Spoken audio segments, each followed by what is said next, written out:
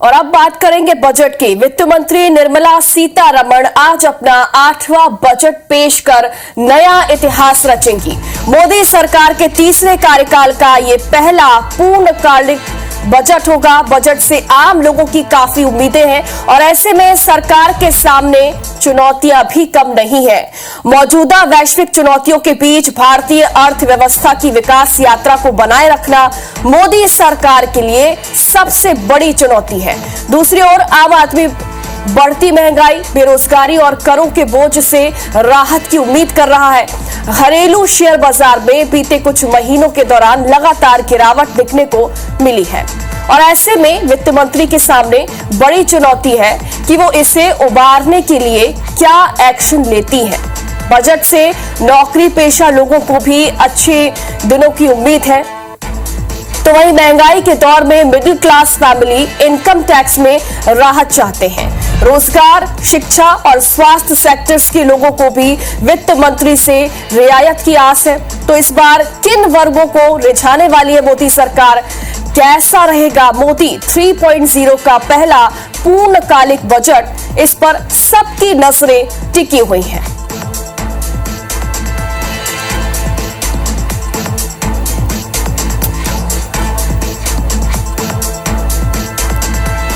तो नई tax regime के तहत मौजूदा टैक्स स्लैब जो है इनकम टैक्स 3 लाख रुपए तक है।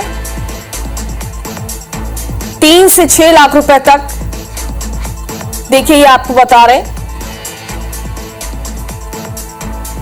इनकम टैक्स आपका यहां पर आपको एक ग्राफिक्स के जरिए हम समझा रहे हैं कि मौजूदा टैक्स स्लैब जो है वो कैसा है।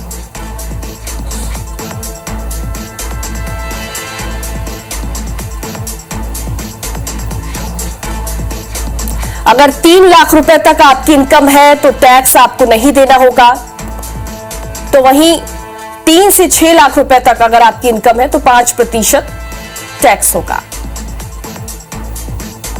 पुरानी कर व्यवस्था के तहत मौजूदा टैक्स स्लैब जो है वो आपको दिखा रहे हैं। अगर 2.5 लाख रुपए तक है आपकी इनकम तो टैक्स 0 होगा। 2.5 से 5 लाख रुपए तक अगर आपकी इनकम है तो 5% टैक्स देना होगा। 5 से 10 लाख रुपए तक अगर आपकी इनकम है तो 20% टैक्स होगा। तो वहीं 10 लाख से ऊपर अगर आपकी इनकम है तो 30% टैक्स होगा।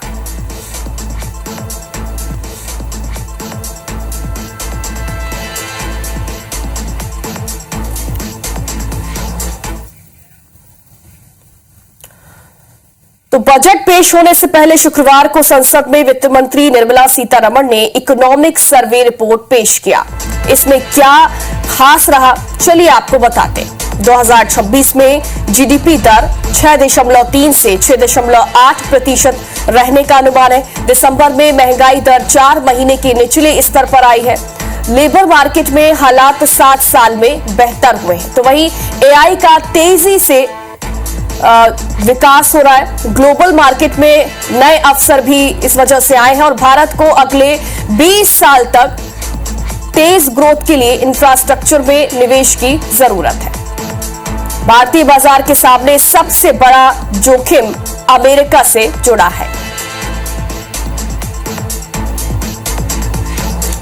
तो कल वित्त मंत्री ने रिपोर्ट पेश किया था, वो आपको दिखा रहे हैं कि रिपोर्ट में क्या क्या बातें उन्होंने कही थी। इकोनॉमिक सर्वे में क्या क्या खास रहा है वो आपको दिखा रहे हैं। 2026 में जीडीपी दर जो है वो 6.3 से 6.8% रहने का अनुमान।